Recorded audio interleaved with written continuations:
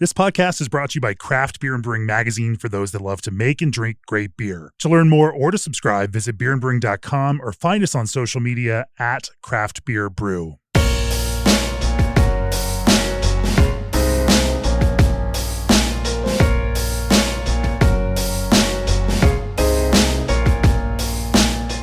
We're in Montreal, Quebec for this episode of the podcast once again. And joining me for this episode is the VP of Innovation for Boréale, Gabe Dulong. Welcome to the podcast, Gabe. Hey, man. Thanks. Some background on this. A couple of years ago, Gabe and I rolled around through, with a whole bunch of other brewers, rolled around through the Czech Republic on the Czech trade mission. And so we got to explore Czech beer together and got on the bus and, did that whole thing. It's been a little while. I haven't seen you since then. No, we've been chatting a bit on the apps, but I haven't had the pleasure to see you again, man. Sure. Yeah. So anyway, as I was up here, felt like I had to go reconnect with folks. And Gabe has this fancy title that he's received since then, VP of Innovation. But you've also done some nice things. And I guess I should also set the stage for folks that are listening, because even when we were there traveling through Czechia, I certainly did not have a conception of what Boréale as a brand is here in Quebec.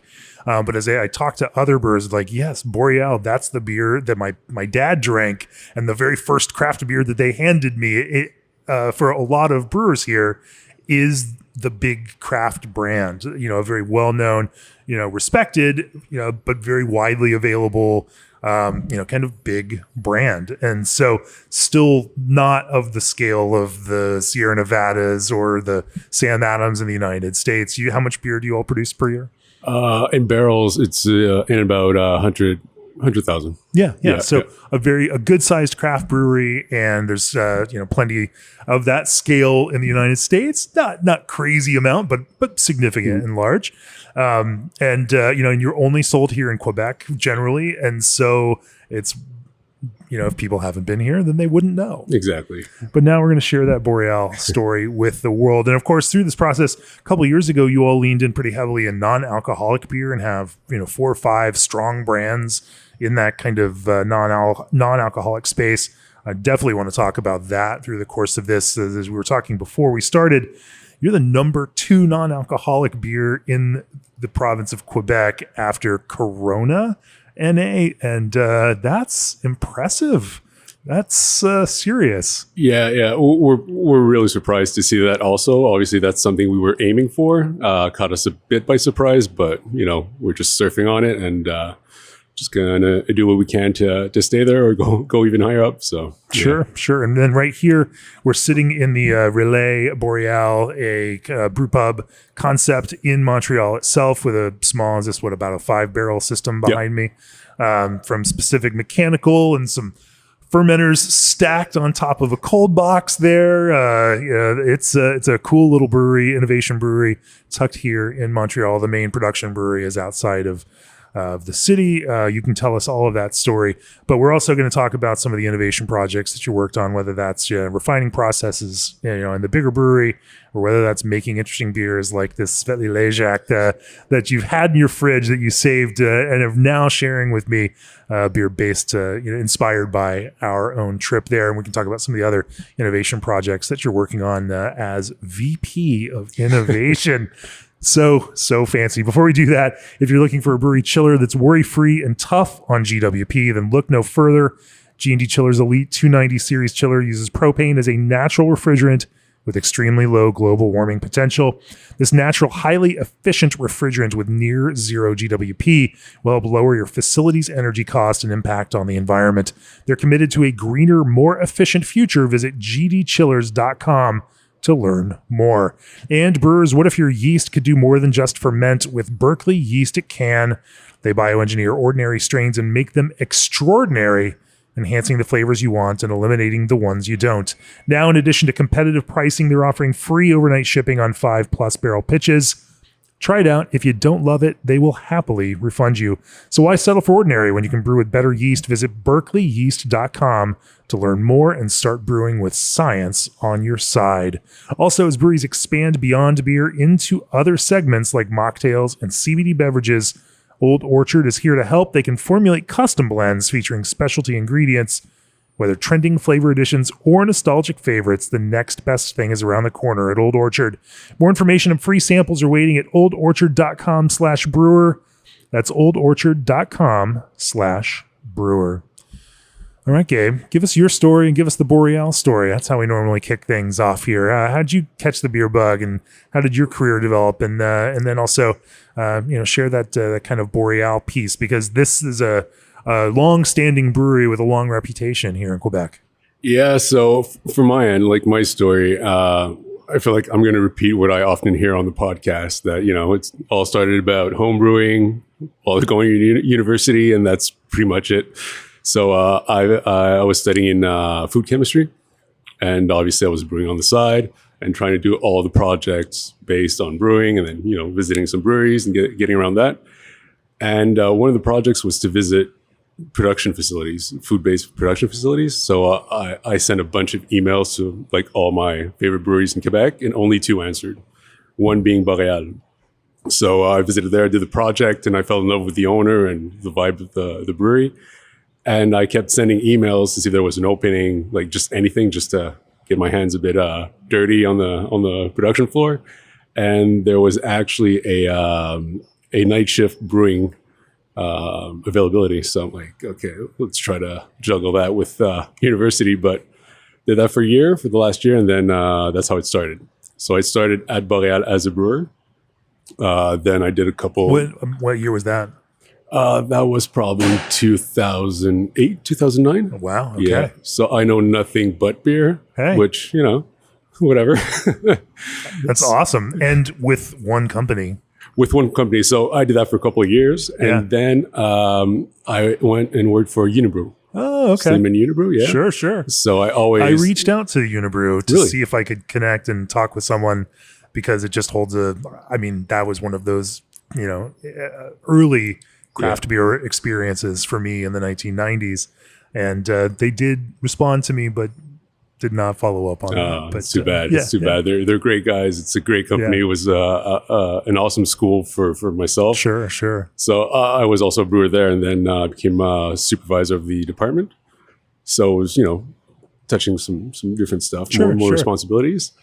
And then I did a stint at Molson. Wow. Yeah. Okay. Yeah, I was always interested in more like the the innovation side of things, the big equipment and efficiency was and after a couple months, I was like, no, this isn't it. This doesn't work. And during that time, the owners of Boréale, they decided to move on to bigger things or different things. And they wanted to, sell the company. So the new owners, now they were looking for a new head brewer. And that's when I came back. So that I came back about 11 years ago as a head brewer. And during the last 11 years, with the market where it was then, where it is now, I had the pleasure and the chance of seeing a bunch of stuff, and still here today, and I'm still loving it. Yeah, that's quite a tenure. Looking at what beer was craft beer back in 2008 versus what it looks like now. Yeah, it's completely crazy. And we were having this discussion a couple months back, and someone asked me the question like, "Where's the beer market going? What's going to be the next style?" And I remember like 10, 12 years back, you had a style per year, right? One style, and then it had to be something else. And then when the hazy IPAs came in, like, oh, it's just going to be a year. Oh, okay. So now it's kind of became this whole different thing. But back then, who was the first brewery to brew a red IPA or a session IPA? The IPAs were still there, but very far away from where we are now. But it was very different and not as good as they are today for a bunch of reasons, which is fine, but just made the thing more interesting we didn't have as much information as we have now. We didn't have as much information from like podcasts like this one. And so very, very different, but super interesting. We've achieved almost like a beer singularity now, where I see the same thing in music. You have trends, and it was grunge and punk and ska music and electronic music, and like things started. There were waves of these things, and and then at some point over the last 20 years, it's just like all of the things just continue in parallel now. It's not like, dance music is really big, but Americana is not, or like Now everything just continues side by side. There are deeper and deeper niches for all of these things, but they all kind of coexist, and nothing takes away this, kind of broad cultural momentum. Yeah. Some of that I think is due to our technology, right? We have the ability to build deeper and deeper niches of community. And I think this podcast and the brewing community is actually an example of that. Like, you can get really, really granular on this one narrow part, and the media makes it accessible. And anyway, when I was a kid and a young person, I was a teenager and needed to, learn more about things, I had to like put $1 in the mail to get someone to mail me the zine that gave me the scene report about what bands were cool where, and like reading Maximum Rock and Roll or Punk Planet zines, like that was you had to work to go find these things. Anyway, it's interesting to think that I think, or maybe we're post trend where everything it just kind of continues moving along all these parallel channels. Yeah, I think that makes sense. Like you mentioned, the information is so accessible, and there's so many, if we're talking about brewing, there's so many breweries, and everybody, I think that's what I love about the industries. People want to help each other, and they want this movement to keep on getting better and better and bigger, to kind of move. It's like kind of a recruitment of, let's make this happen, get more shares, get more volume, and push the big guys out, which is amazing. And having all that collaboration and then the tools to get that information, I think that's why wherever you go, now you can find good beer. And everybody has kind of their signature to it, which is great. But it's rare now that you can be deceived by a beer. It happens, but much less than beforehand. So maybe we're seeing a lot of more of the same stuff, but at least everything has just gotten better and better and better, which is a win for I 100% agree. I had some conversations in Vermont, and there's certain, folks were talking about how, the energy behind beer is different now. And like, there's definitely, if you judge it by hype, then yes, there aren't people lining up, but people used to line up because there was a vacuum in other parts of the country where people couldn't get that kind of quality. And the reason nobody needs to line up now is because there's so much great beer being made in so many places, in every state of the United States, every province here in Canada, in most countries around the world. I've had phenomenal New Zealand hopped hazy IPA in Poland, in the Czech Republic. I've had phenomenal lagers made in New Zealand. The world is overlaps in so many ways now, and there's so much good beer in so many places that it may feel like the energy is different because people don't line up, but I think that it's really a great accomplishment for craft beer that more people are drinking it than they ever have before, and the general quality is so good. But I could talk about that forever. It's certainly a pet issue of mine, and I do think that this is the best time in the history of beer ever, even if it doesn't always seem that way. Well, we're in the trenches. It is as good, and maybe better now than it ever has been before. Let's talk about Boréale and the beers that you all are known for in that approach to brewing. I kind of want to get a baseline for how people typically relate to you, and then we can get off and talk about some of those innovation subjects. Before we do that, both classic and contemporary indie hops, Lorien was developed with a crisp, low-gravity beer in mind, a nod to the past with an eye on the future. Lorien seamlessly combines traditional elements of European noble hops with an elegant twang of American modernity. Low alpha and squeaky clean, Lorien provides a refined, smooth bitterness to any lager and delivers enticing flavors and aromas of lemon, lime zest, fresh melon, wildflowers, sweet hay, and cinnamon spice, refreshing the past for a present time. Lorien's classic profile and distinct finish are conducive to celebration and appetite and evoke feelings of a grassy meadow near a cold mountain stream. Summer is near and Lorien awaits. Learn more about Lorien and the rest of Indie's varieties at www.indiehops.com. Indie Hops, life is short. Let's make it flavorful. And are you a craft brewery looking to elevate your branding? Steel Chill Cups are the perfect promotional tool. Crafted from 100% recyclable steel and proudly made in the USA, these 16-ounce cups come in vibrant red, blue, green, and gray. Designed to keep beverages cold and frosty to the touch, they enhance the drinking experience at festivals, tastings, and tap rooms. Customizable branding options allow breweries to showcase logos and unique designs boosting brand recognition. These stylish cups not only serve a practical purpose, but also become keepsakes for beer lovers. Discover how Steel Chill Cups can put your brand on every pour. Visit steelchillcups.com today. So yeah, give me what's the general Boreale approach to beer? In some ways, there is this kind of Quebecois approach to color, driving beer from blanche or white to amber, ombre, red, brown. It's very, it actually kind of relates classically to some of the old American ways of thinking about craft beer, but those still, they live here, whether that's the Unibrew style with Belgian expressive yeast, or the Boreale style, which is slightly different, but still color becomes such an interesting, motivating, organizing structure. Yeah, so that's a great way to put it, because so Boréale started in '88, and at that time there was maybe, I think, 8 craft breweries, and all the rest was the big guys. And like all good stories, the owners, Laura and Bernard, and Laura became doing the recipe. She was the head brewer at the time, and a woman. So, so she had a lot of probably more obstacles to go through than the other guys. And so she was working at a homebrew shop, and someone brought her a sample of American beer, which wasn't blonde. It was an amber ale, and she found that really interesting. So decided to start a brewery, and the first beer was actually called just Boréale, and it was an amber ale. It was actually the first that was produced in Quebec.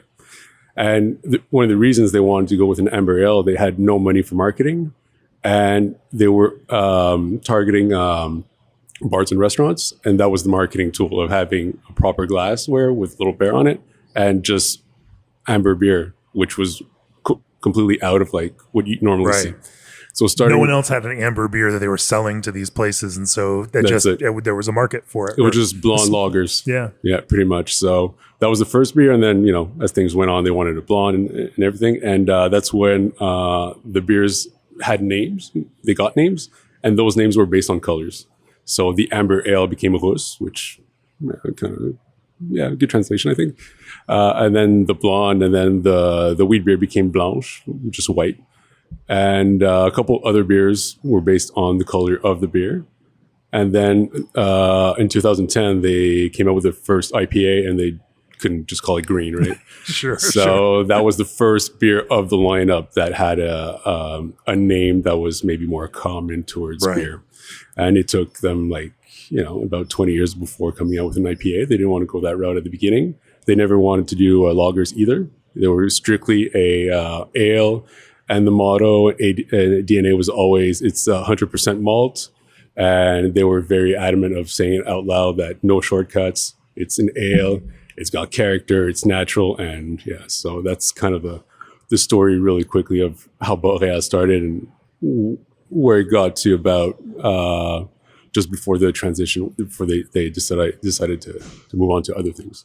So then how has the last, the years since that transition played out? Now you are fully in the IPA world.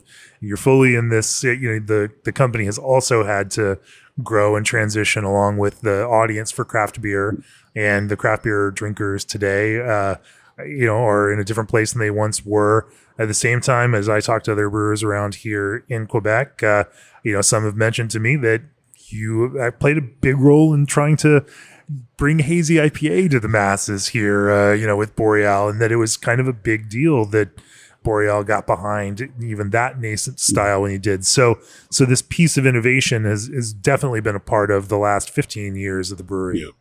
So after the change in ownership, there was kind of a lull where they were trying to understand the market and everything, and then the team completely changed, and we were kind of given more liberty to kind of do what we thought we should do.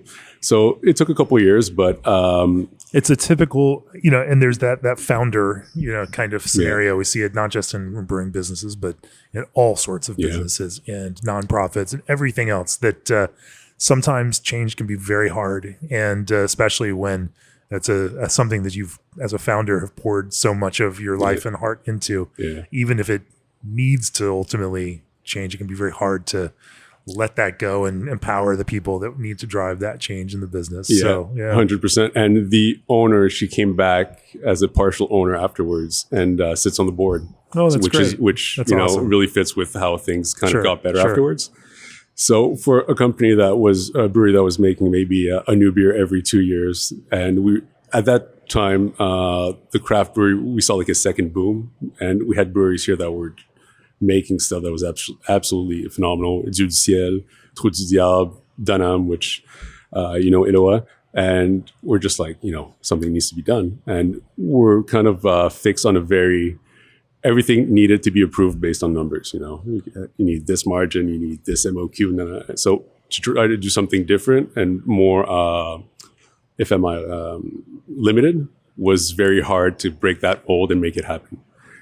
So what we decided to do is we knew that a big part of our market was what we call CSP on premise, and so we took our biggest accounts in Quebec, about 20, and we told them that we're going to start a program which we're going to call Episode, and every month there's going to be a one batch brew that's going to be presented to you guys, and we're going to do some activation around that, and whatever that beer is, it's not going to come back. But every month we're going to come in with something new and try it out. Since we didn't have at the time either a pilot system, so these were 60 barrel batches, so pretty So big. you needed some buy-in from those accounts in order to keep it moving. Yeah, and then we get to episode 4, which was supposed to be a wheat wine, which was back then, and even today, I don't know if people still brew that, but that's what we had in the tank, and we're getting to the due date and really unhappy with the result, and we didn't want to crash this new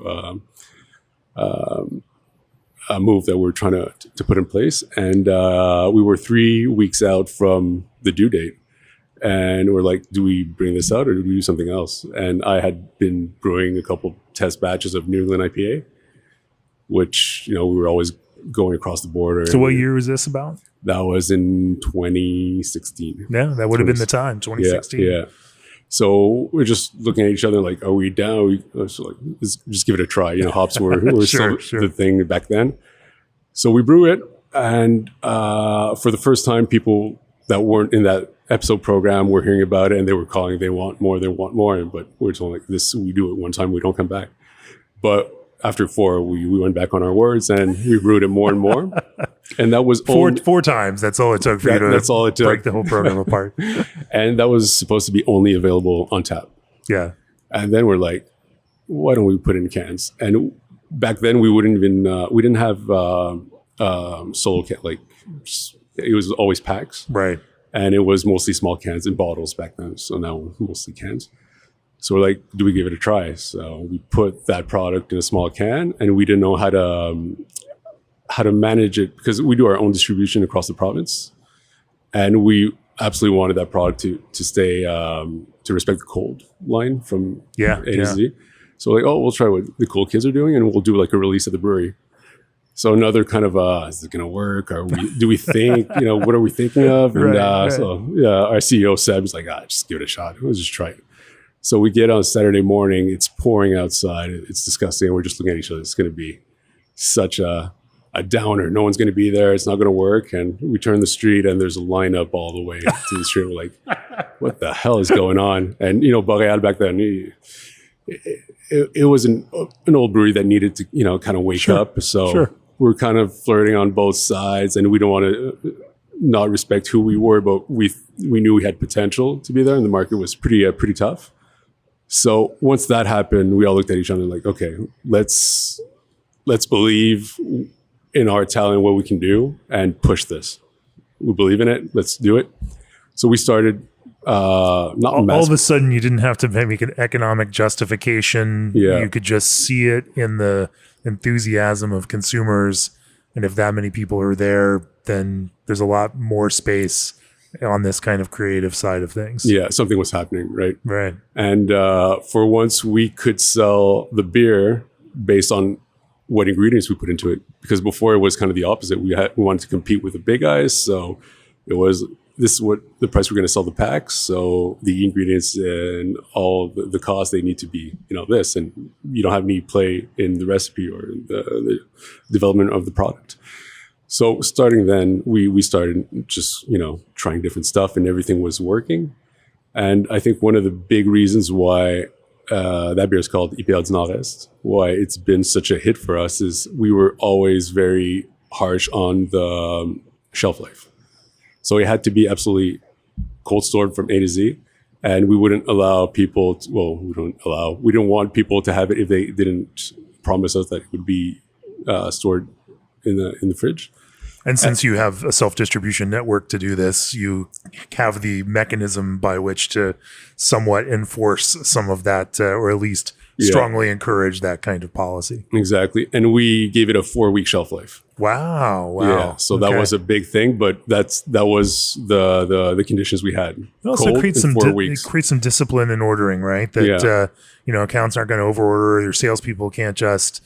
if you take 4 extra cases, we're going to give you a discount. They're like, there was none of that. You don't end up with case stacks sitting on a warm floor as a retailer is trying to blow it out just because they bought too much to get some discount. Yeah. And, and instead you have beer that's delivered fresh and you start training customers to want it and expect it that way. And then they start to enforce it for you when you build that culture around it. Yeah. Because at first, when these were our ask, they were like, "We're not going to do this. It's not worth it." And then the demand was there, so it kind of changed it. Now it's kind of it's a regular thing. It's part of their how we work, how they work, and how other breweries work now. So I think it's a win-win for the consumer. It's helped to move all of craft beer retail here in Quebec to a slightly better place than it might have been. Yeah, cold storage and fresh product, and so that beer we would only brew once a month, and shelves would empty up, but we wouldn't make it any quicker because we never wanted to have 2 different batches at the same time on the shelf. So we did that for a couple of years, and that just brought us more confidence. And then each version of it, you'd change up the recipe a little bit, change some hops, or not that one. That was really, and then that was the same thing. Okay. Yeah, and then there was some other New England IPAs that double, and then we played around with the hops and the yeast and the malts. But that was really what made a big change for us and allowed us to kind of believe in the opportunities that were available and stop just doing what we were doing and having a more open-minded to it. So you're part of the reason, I mean, obviously there are other brewers here too, that fewer Canadians needed to drive down to Vermont and go stand in line for their IPAs down there. Oh yeah. It was fun though. It was fun. And then it just got, kind of out of hand. Yeah. And then, I don't want to say we were the first to do a New England IPA, but I think we were the first to distribute it and have a consistent quality. And I think that's the success of that product. And as soon as that, breweries were making that style more and more, and people were not going over the border anymore because there was something available. And so it kind of changed the. It speaks to the exact narrative that we were talking about earlier. That this as high quality then ends up getting more evenly distributed. It certainly evens out some of those peaks, but also pulls up all of those valleys. And that's super cool. But then that also changes the entire approach of the company towards innovation, period. And now you see there's also that era of craft beer where the consumer is animated by these things that are new and exciting, and you can find a business opportunity to do that. So what other avenues did that innovation take you down? Well, we just kept on trying new stuff and testing different markets. Let it be either on premise or in packaged goods. And then we started working with maybe different products like non-alc. We tested that. That was our COVID project where everything was kind of down and we had a bit more time, and so that's a pretty interesting story. Non-alc is your COVID project. See, I look at COVID as most American brewers' time of lager experimentation. And I think you can directly track the improvement in American craft lager brewing to COVID because all of a sudden brewers had tank time. The information's out there, through a number of channels, and we certainly tried to help and share, plenty around that. And but now people, could let beer sit for 6 or 8 weeks in a tank and didn't have to turn a 2-week 16-day IPA tank, and so now they can make those beers. But that's interesting. NA beer, even at that time when everyone was trying to drink more and more alcohol during COVID. Yeah. We did a couple projects during COVID. We did a whole transition to get the most local ingredients as possible and work with local artists for a new beer lineup, which was amazing, and it fitted with the whole new innovations we were bringing forth. But we also had time as as management team, and we're looking forward and looking at the data and realizing that the new generation is not drinking as much, but I think they still want to be attached to a certain, I don't know if you want to call it lifestyle or vibe, and they want to have some kind of participation in either brewery or brand. And we felt that it was a good time to start working on the non-alc. And after a couple of years, it kind of panned out. That was a pretty genius, forward or foresight on that one, and seeing how non-alc has grown over the last number of years. Yeah. It took us by surprise, honestly. We thought, if we're going to try it, we're going to try it now. If it doesn't work, at least we can't say we never tried it, or we thought about it and then just didn't want to.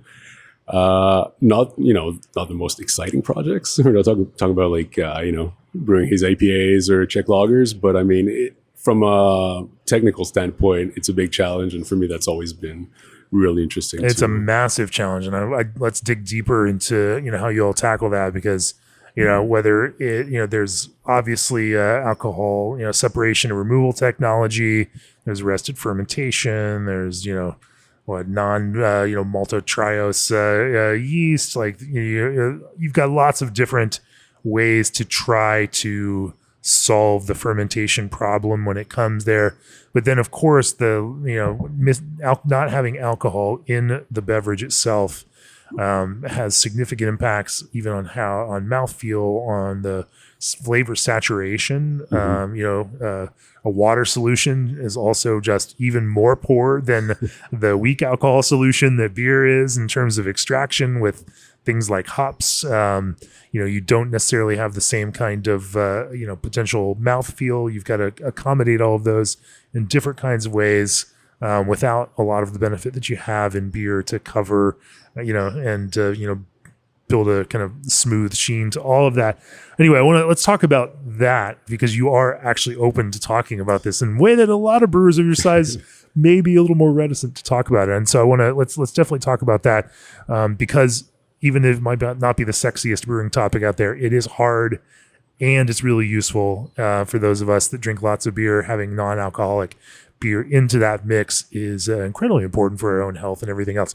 So we'll talk about that. But first, breweries don't just need a point of sale system. They need a one-stop shop operating system. That's where Arrived comes in. Not only does Arrived offer a world-class POS built specifically for breweries, but they also provide Arrived brewery management, e-commerce, and more to help breweries scale and thrive. From taproom to distribution, Arrived gives breweries the tools to streamline operations and boost profits, all in one powerful platform. Visit Arrived, ARRYVED.com to learn more. Also, this episode is sponsored by PackTech, delivering craft beer multi-packing you can trust. PackTech's handles are made from 100% recycled plastic and are fully recyclable, helping breweries close the loop and advance the circular economy. With a minimalist design, durable functionality you can rely on, and custom color matching, PackTech helps brands stand out while staying sustainable. Trusted by craft brewers nationwide, they offer a smarter, sustainable way to carry your beer. To learn more, visit packtech-opi.com. That's PackTech, PackTech-OPI.com. And if you're launching a brewery or acquiring an existing one, consider our Brewery Workshop and New Brewery Accelerator, September 14th through 17th in Fort Collins, Colorado. Over 4 days, we engage in panel discussions, technical brewery tours, networking, and small working group sessions that help you better understand and prepare for the challenges of brewery operation. Tickets are on sale now. Visit breweryworkshop.com for more information and to secure your spot.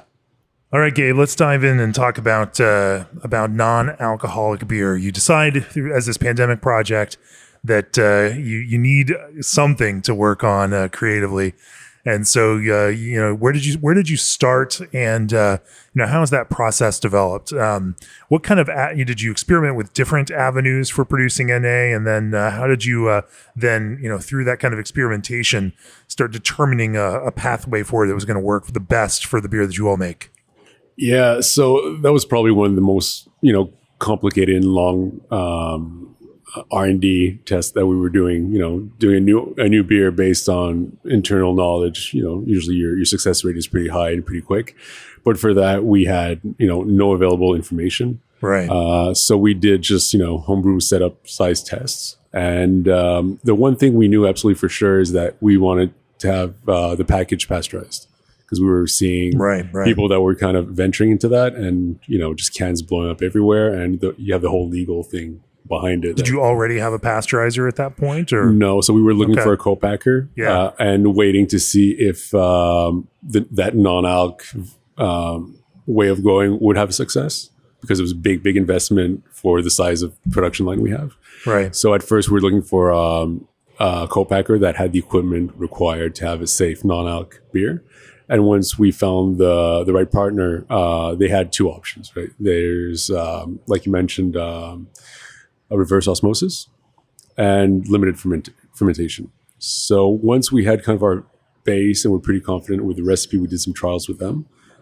And we noticed really quickly that some methods were more prone to success for certain styles. So when we did the interesting style-dependent process. Yeah, which is anti-craft maybe kind of wording, but like you mentioned before, why that's not anti-craft. I think that it's being aware that method technique is not a one-size-fits-all across all styles. Yeah, you can say it that way. Yeah, and I think the biggest eureka moment is you miss alcohol. You realize to what extent it's so important for everything, like you mentioned, mouthfeel, big proponent to that. You always see it as a vector of flavor, right? So you're dry hopping at rates that normally you'd have proper aroma and mouthfeel and taste.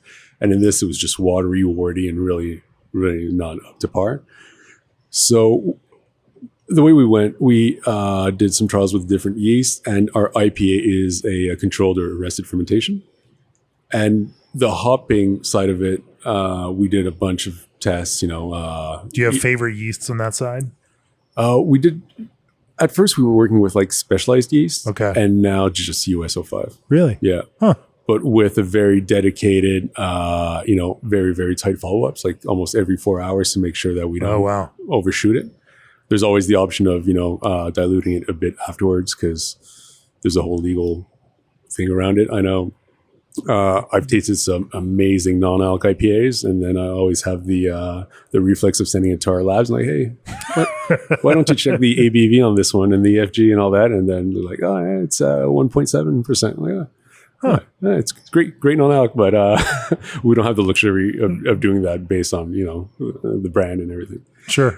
So, and there are laws around this that there are laws. You're big enough that if you got called out, on that would be a very expensive recall. Yeah, especially for a new brand that you're trying to launch, right, and that's basically very recognizable with our main brand. Having all the eggs kind of the same basket, so we had to be pretty safe on that. So I think the IPA was the hardest to get where we wanted to have it, and we're always against the idea of using extracts or flavors. Right. But for that IPA, that was the only way of getting something that was up to what we wanted that beer to be. When you say extracts or flavors, do you mean, are you thinking about body and malt character, or are you thinking about hop character in that, or both for that matter? Mostly the hop character. Okay. So obviously it helps a bit with the mouthfeel. Sure. It's pretty minimal, but it's still there. So we ended up going with a hop extract. Yeah. So that we just add cold side. So it adds kind of the notes that you normally have in a regular IPA. It's not identical, but it gets you a bit closer. So it's kind of using the tools to get you closer and closer to that. So that's where we are for our IPA. Using hop extract is not a revolutionary non-craft thing, Gabe. Everybody's doing it. doing now. And we're doing it now, and we're putting on the label, and we're talking about it. But, 5 years back, it was like, to what extent is that, proper? Well, in this kind of character, I mean, it's the same way that, brewers making imperial stouts are extracting their vanilla in a, solution before adding it in, because let's be honest, 45, or 50% alcohol solution is going to be a much better extractor than your 12% alcohol imperial stout. It's just going to be much more efficient and give you much more. And in this case, extracting that hop, those hop flavors and aromas, and putting them into a soluble formula like that allows this beverage to take that up in a much more efficient way and then reconvey that. It's just good beverage science. I think it is. You're a food chemist. You understand. So that was for the IPA, and then we kind of approached the same process for our blonde, or kind of blonde ale, and it was awful. All the things you don't want in a non-alc was there. It was very wordy, DMS, all the stuff you don't want. So then we tweaked the recipe and ran it through the reverse osmosis, which we wanted to stay away from that because we weren't sure about the efficiency and if that equipment would be always readily available and pretty stable. What system, reverse osmosis system, have you used for that? I believe is that a GA? It's more or less the same technology, but I believe it's a GA or maybe some other other company. And so when that came out, we got kind of more of the profile we're looking for: easier to drink, closer to real beer than the rest of fermentation, and super clear. So we just tweaked the recipe, and that was kind of our base for our blonde. Yeah. Do you do anything with the ethanol that it extracts? You guys make seltzer also out of that? They did, yeah. And I think that was always sold as like the magical machine where alcohol goes out one way, and with that you can do something else, but it's so diluted. So I think people try to work it, and then they just realize it's just really easier to make one intentional for higher gravity sugar fermentation to make a base for your seltzer than to bother doing it that way. Yeah, and seltzers, I mean, right. Yeah, who gets excited about that? But that's interesting. Two different strategies there on the IPA with an arrested fermentation. That you're checking every 4 hours. Are there other techniques that you use during that fermentation with USO5 to keep that yeast in its kind of multiplication phase rather than its alcohol creation phase? How do you kind of manipulate the yeast there to get you what you want? And how do you know? Obviously you're not trying to hit a very specific final gravity here, other than keeping it very low. You're trying to have it process and work through malt in order to have that feel as if it's taste as if it's fermented, even though there's no alcohol there, so it doesn't get that kind of raw, kind of wordy character to it. How have you optimized around that? We don't work too much with the stages of fermentation or how the yeast is in what phase. It's really proper pitch every time, really dialed in temperature and follow-ups really, really closely, and ALDC, just to make sure that, because you're not giving the proper fermentation, proper time to the yeast. Let's not create the precursors. Yeah. And nothing worse than diacetyl in a non-alc IPA, or any IPA for that matter. But it's especially more prone, or any beer for that matter. Or but any beer, depending. We had a couple. We'll have the Czech conversation later. Sure. So it's, at first we saw it as very, very complicated with specialty yeast, and then the more that we got into it, it got a bit simpler, and especially more stable. So we just, hit it off with that. And what we do sometimes is, if it goes a bit over, we might dilute it back. We might ferment maybe to, 0.8 and then dial it back to 0.4. Right. So that kind of helps to have dilute a bit those flavors. And but apart from that, it's pretty basic. And for maybe the malt bill, that was really high on specialty malts, obviously. A lot of dextrin forward malts. I'm a fan of honey malt, which is a couple of our beers. Probably not a lot of people buy or use honey malt, but for us, I like the profile it gives. And I think for the IPA, it works well in this kind of non-alcoholic space.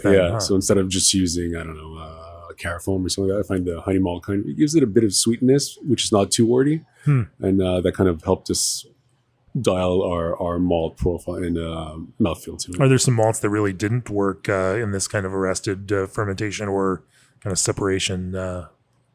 process? Not really. Where we had issues on the malt types was we wanted to replicate our flagship, which was the Amber Lagos, the Amber Ale. And when it goes through the reverse osmosis, you just don't filter alcohol out. You filter, the color Right. and all that. And that was probably a harder one to dial to get the color straight without having to correct color afterwards. And so much darker beer when it's fermented, and then when you dealkalize it, it kind of clears up, and then you're left with an amber ale. So that one was pretty interesting to see how much effect the dealk has on beer. Yeah.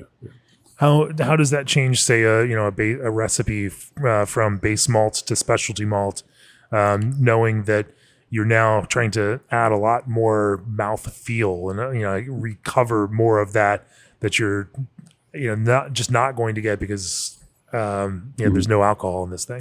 Yeah. Does that change? Does that shift the balance of those malts that you use, or do you then also lean on something, things like oats or wheat to build some more of that idea of that mouthfeel? body? Yeah. Yeah. So I think we're using oats in a bit of everything, and the final gravity has a big effect on the non-alc. I think that's one of the biggest things to go for. What do you mean by that? Of reaching, like, maybe for a blonde, you're probably looking for maybe 2 Plato, more or less, on a normal beer, and for this, it's double. Okay. So I find it works really well with the dealk because you don't have that wordy taste. That if you have that same final gravity target, but you do it in arrested fermentation, for me, what I found, it just amplifies all the things you don't want, but it works well on a dealk kind of setup. Huh. And like I mentioned before, like, you taste something you like and then you get it tested. And we had some beers from, forget, brewery in Europe, and probably the best non-alc beers we've tasted. And the final gravities of those beers were around 1030. So in Plato, I forget what that is, maybe 7 Plato? Yeah. Around. So really, really high. Had no perception of having a beer with so much residual sugar. And so I think that's one of the... Well, we forget just how sweet alcohol, can be. It's funny how that, the perception axes of perception on this, shift a little bit, and then a 4% or a 4 Plato finishing gravity in a blonde ale can still not taste sweet. Are there other things that you then, use in that to kind of counterbalance, some of that, higher final gravity, or even kind of amplify that? Obviously, a good balance of IBUs with that sweetness kind of, right, gets it back into balance. And no, we kind of just leave it as that. We try the least possible to add stuff after. Right. Our amber ale, we actually back sweeten it a bit. We're trying to get that out for some reasons. But we found that it kind of cut the whole roastiness, which is getting a bit harsh, and kind of balances out without making the beer sweet. So that's maybe one of the little tricks we have for one of our amber non-alc beers. So then what are the core non-alcoholic beers you do? You mentioned the blonde ale, you mentioned the IPA, you mentioned the amber. Yeah, we have that. We got 2 sours. Well, we had a Radler, which is now out. We have a raspberry sour, and the last one is a wit beer. And I think that one really came out really well. And it was fun playing with spices, and kind of helps you cover up things you don't want to show up. Yeah, and, how do you create a kind of stable haze in a non-alcoholic beer and a wit beer? That's a hard one.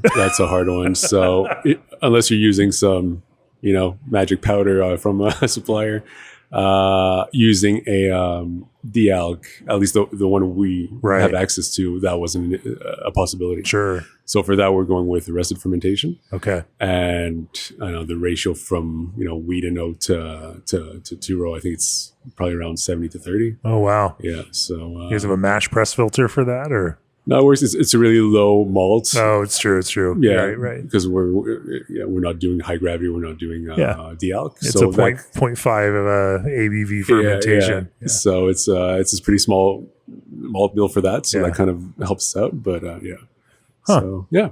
And now we're looking at And same kind of yeast, or is you using a Belgian yeast for that one too? No, we didn't want to use a Belgian yeast because of its stability or our knowledge with those strains. Right. So we're going Diastatic as will just crush your little non-alcoholic beer. Yeah, and lose all that mouthfeel and everything. So Yeah, we're playing around with traditional spices, Okay. clove and all that fun stuff. So Sure. trying to replicate it other ways, which Just a more standard ale yeast with some yeah, of that. yeah, Sure. we're pretty happy with the result. Yeah, And then we see, we'll all talk of you, about all you Quebec brewers playing around with your wit beers. I love it. I love it. Had a conversation earlier about making wit beer with London Ale 3. I thought that was kind of fascinating. Yeah, that's cool. That's interesting. interesting. Right. I can see it if you don't like some of the yeast character, but anyway. Yeah. So you guys are having fun up here. I like it. In terms of other kinds of learning from this non-alc space on the IPA side, you mentioned then obviously, you can't just dry hop the way that you would dry hop because you're basically just dropping hops into water at that point, and it doesn't extract in the same kind of way. How have you found selecting some of those extracted hops in that kind of solubilized format? What have you found to work in terms of, because not hops are about flavor and aroma, but they also contribute to haze. They can also contribute to mouthfeel and build some kind of substantial character there, especially in such a light non-alcoholic beer. Having some of that kind of texture and mouthfeel from hops can be, even in this extracted way, can be pretty positive. How does that, how much of experimentation did you do in that realm to find, a combination that works? I think we would have liked to do more, but when that project was ongoing, what's currently available now, which we really like in our IPAs and other products, wasn't available back then, right? So we're currently looking to kind of bring that non-alc IPA to 2.0. Are we talking about, say, like, Incognito, Hyper Boost, Dyna Boost? Yeah. Hop Key from those guys, and those Clayton Amplifier. There's the number of oils is and extracts are pretty severe. And we've done some trials of hop water, which hasn't really caught on yet here, which is surprising because I like them. Sure. And I think they're really interesting. And I think those extracts, the new ones we just mentioned, have a lot of potential in that type of product. So to come back to the question, if those products would have been available 5, 6, 7 years back, we obviously would have worked with that. Now we're trying to see what's the next step. So back then, to answer the question, is we had like maybe 3 options. So we went with the fruitiest, Sure. Yeah. So it was a pretty easy pick. Then it's more of the dosing and how that's gonna stay stable across the shelf life of that product, knowing that it's gonna be pasteurized. So you're not helping the product by pasteurizing it in terms of flavor and quality aromatics and all that, but the safety and the quality of the product itself is main focus. Does it change the hot side process at all? I mean, obviously you're not adding those, those are going to be downstream, post fermentation. And so I guess I just answered my own question there. And, but what we're not doing with our main production, but your pasteurization process will actually, give you a little bit of, what might have felt like putting some of those hops into a longer boil. Obviously, a little bit of that. Yeah. And what we're seeing, because we keep on doing tests here at the pub to kind of like what's our next non-alc on the lineup, and what we're liking now is the I forget the name. It's not hop dipping, but it's kind of you're putting the hops in the fermenter and then just transferring water on top, which is a bit warmer, and then you cool it down. And I think that kind of plays in the biotransformation for that small fermentation which you have, but it gets you closer to more of a proper IPA profile. Sure. So that combined to the new hop extracts now available, I think the IPA non-alc game is getting better and better, just like all the other beer styles that were before. Sure. Which is always super interesting, trying to make the best one possible. 100%. Sure. Well, let's talk about some other innovation. We've talked about non-alc for a while here.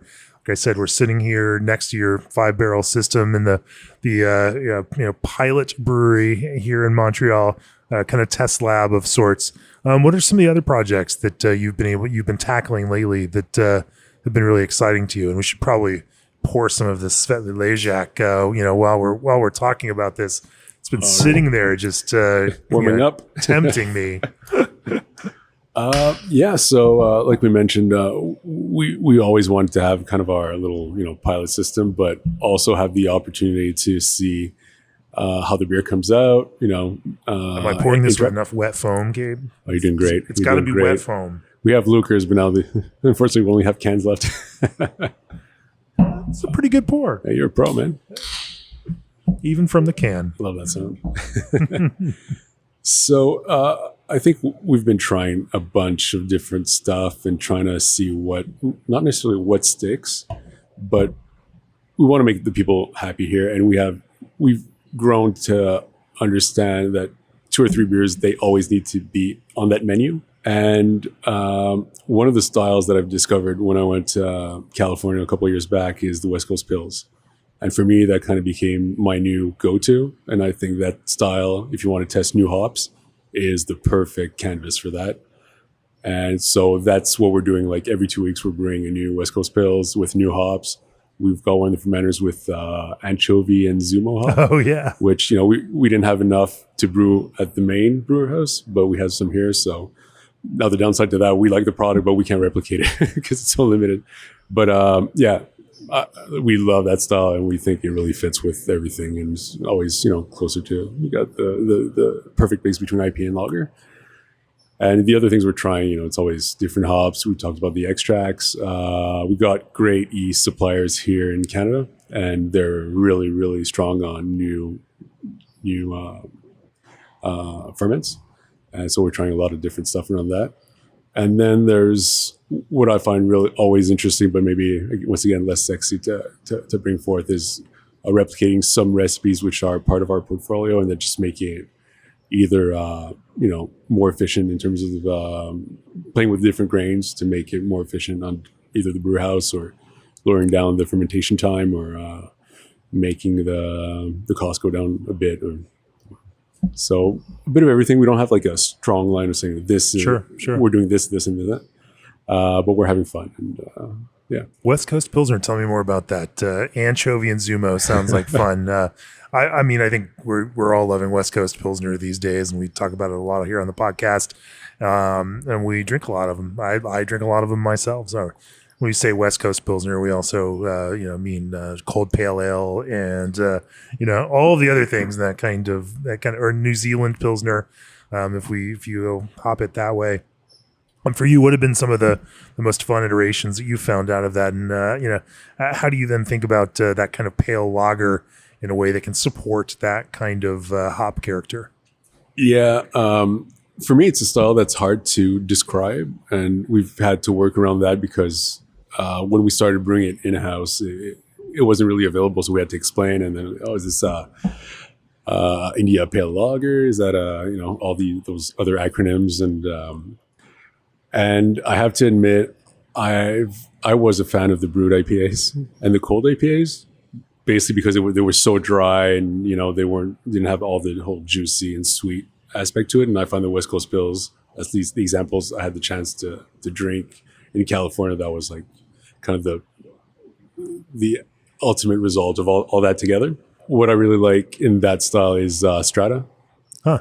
I really like that hop. You get a bit of the dankiness without being over the edge, and I find it really pairs well with a bunch of different hops.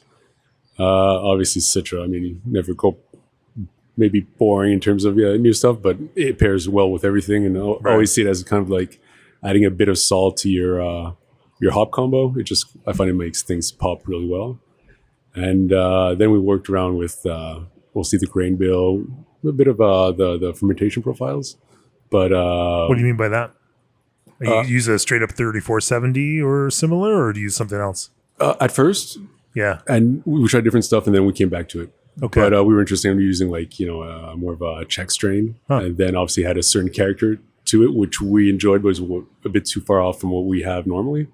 But yeah, I mean, it's such a great canvas to try a bunch of different stuff. And throughout the most of the information I got was through the podcast. No. And just like the new. I didn't put you up to saying that, but it's true. And I think if it's well with kind of, I don't know how you guys call it, but in my head, it's like the new style of West Coast IPAs. And every time we hear about it, it's just, keep your DO as low as possible.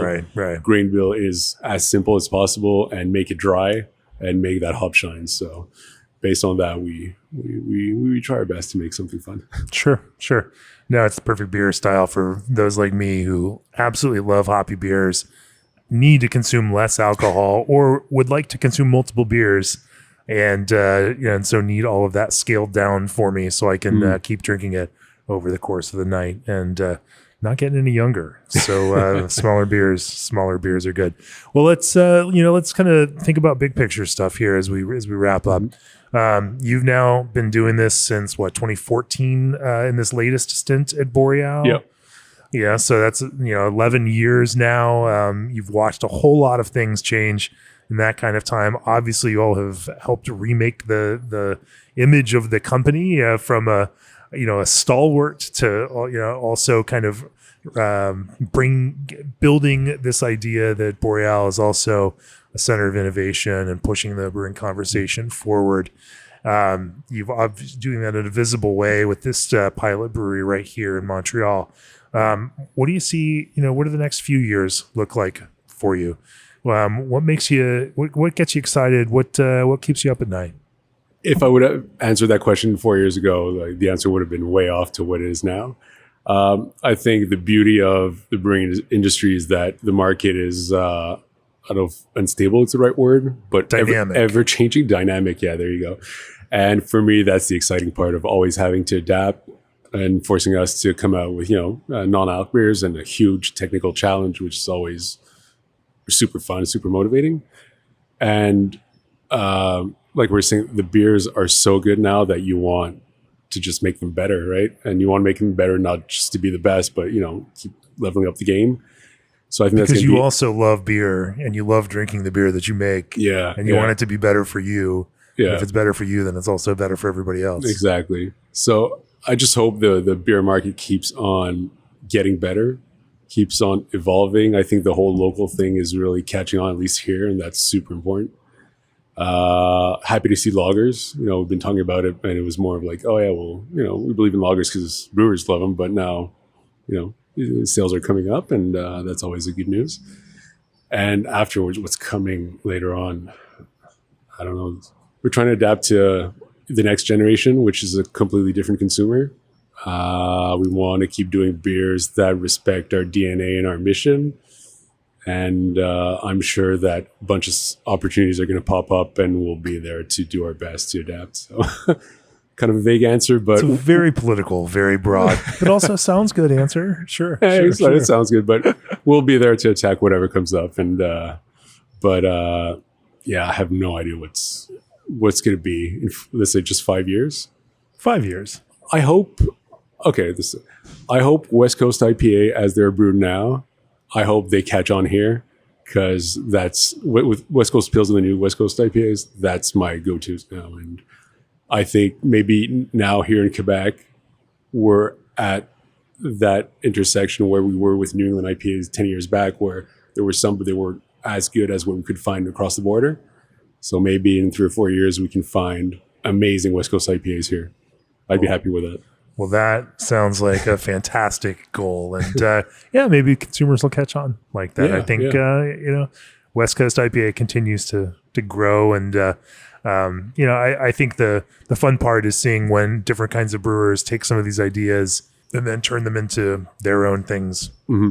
Also, I think that this cycle of constant, seeding, new ideas and then watching how those grow in different places with different brewers and different ingredients and different consumers, and then feed those things back, is the coolest process. And we're watching this happen on a global scale, and it's so awesome. Anyway, we could go on like that forever. We're going to drink some more Svetli Lejak here, inspired by that trip we took to the Czech Republic. Thanks for talking to me on this podcast, Gabe. G&D Chiller's Elite 290 Series chiller uses propane as a natural refrigerant with extremely low global warming potential. Berkeley Yeast bioengineers ordinary strains to make them extraordinary. Old Orchard formulates custom blends Featuring specialty ingredients, Indie Hops Lorien combines traditional elements of noble hops with an elegant twang of modernity. Discover how steel chill cups can put your brand on every pour at steelchillcups.com. Arrived as your one-stop brewery operating system, PackTech is trusted by craft brewers nationwide for their smarter, sustainable way to carry your beer. And the Brewery Workshop will help prepare you for the challenges of brewery operation. If you've enjoyed this podcast, go to beerandbrewing.com, click on the subscribe button, become a subscriber like Gabe here. Become a subscriber to Craft Beer and Brewing. It's the best. I appreciate that. In every issue, we try to bring you great recipes from some of the top brewers around the country, around the world. In fact, maybe Gabe will give us a recipe, a Boréale recipe that we can... Non-alc. A non-alc. Amazing. Okay, I'm going to hold you to that. All right, let's do it. Going to hold you to it. Sounds awesome. But, of course, those are only available to subscribers. We depend on your support to keep bringing you these conversations, magazine, everything else. And it also allows us to support great writers in the beer space and help them have careers doing things like bringing great information to you. So, this whole economy depends on your support. We certainly do appreciate it. Gabe, if people want to learn more about Boréale, about both in the digital space and out here in the real world, where can they find you all? All right. So on the interwebs, it's Facebook and Instagram, Boréale. So I'm just going to spell it out because often we forget the E at the end. So it's Boreale. We have our awesome brew pub in Montreal, and we're celebrating a couple months, our 3rd year anniversary with pretty cool projects and releases. So just come and check it out. Well, it's great seeing you again. It's really fun to be here in Montreal. Appreciate you sharing process around non-alcoholic beer, something that I keep getting brewers to try to talk about. And for whatever reason, lots of people are cagey about that. I appreciate you being open about it and sharing and, talking about process because, hey, that's the spirit of craft beer and you guys are here for it. Appreciate all of that. Cheers. Cheers.